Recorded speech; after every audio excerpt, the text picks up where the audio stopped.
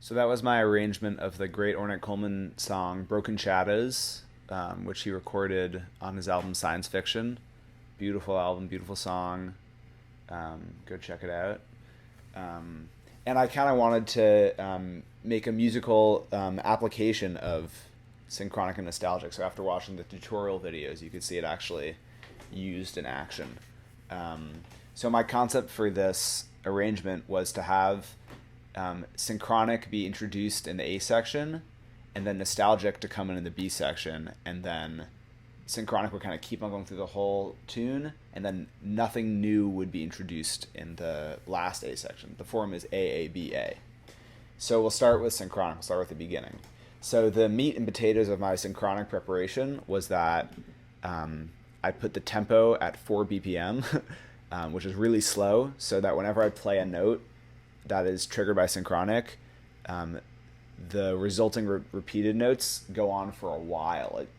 It's not just you play a note and then they're repeated for a few seconds and that's it. It's you play a note and it's repeated for maybe like a minute before the cycle is over. So 4 BPM and seven pulses. So 7 pulses at 4 BPM. They're not all exactly at that tempo because I move things around in this page. We'll get to that in a second. But so it lasts for maybe around a minute or so. And I capped the number of layers at 10. I didn't make it higher because if I did, it would have gotten too soupy. It's already pretty soupy, but I kind of like the thickness of the soup. I didn't really do anything with cluster thickness or threshold or min-max or any of that because I didn't really want the chords that I play, which really only happen in the middle and end of the song, to be affected by Synchronic. I set the gain a little lower than 1 so that the repeated notes wouldn't be overwhelming to the melody.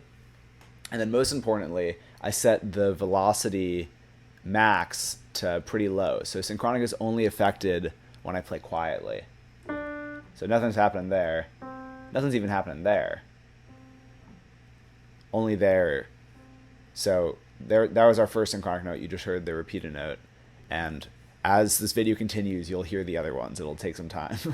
I'll point them out if you can't hear them. So we'll go to this page now. See, that's where it is right now. Hasn't moved.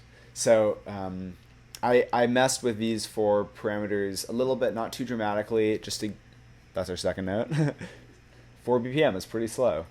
I messed with them not too dramatically so I could kind of give some shape to the repeated notes. So in transpositions, I didn't add any different notes. I just added octaves. So 0, the note we have, 12, an octave up, the note we have again, and then the note we have with an octave down. So all this does is just kind of give a little, it kind of adds registers. There we go, another synchronic note. I play the whole tune kind of here around middle C, but this one added note up kind of adds a new register to the piece, which is cool, and this adds a register down. Accents, I just gave it a little bit of a shape so it wasn't too uniform. It's still going. Maybe it's more than a minute. Probably more than a minute. Sustain length multipliers, I had to set them all really low. They're all, pretty darn low. Because if they were at 1 or higher, then the note would just ring forever because the metronome was so low, and that kind of got too soupy. So I set them down here, and these differences, while they look pretty minute, actually are pretty dramatic.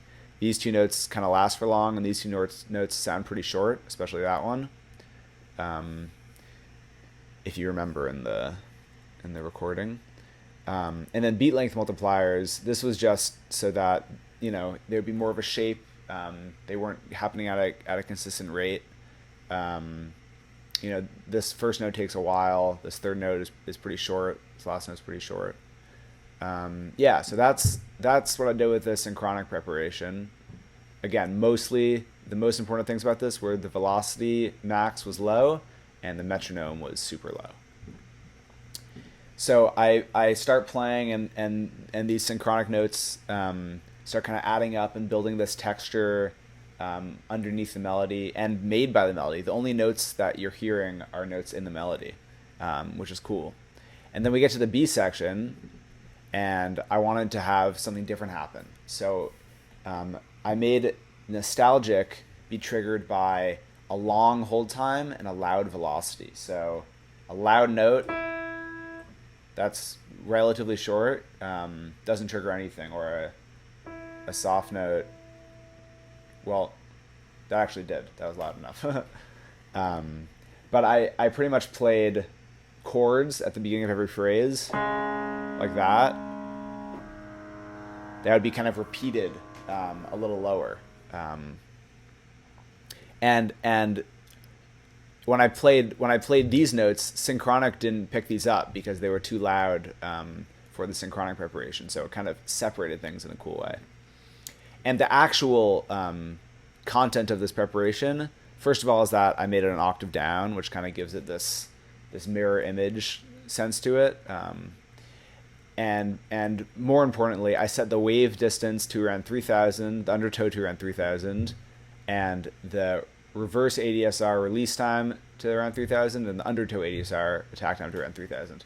So instead of it sounding like a backwards note and then a forwards note, it just sounds like I play the note on the keyboard, and then you get this like weirdly shaped lower reflection of it, a broken shadow, dare I say.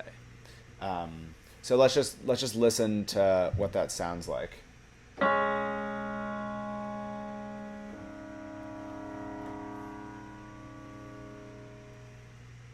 It doesn't sound like two more notes. It just sounds kind of like a weirdly shaped note, which is cool. It kind of gave some accent and even gave like a rhythm to the B section.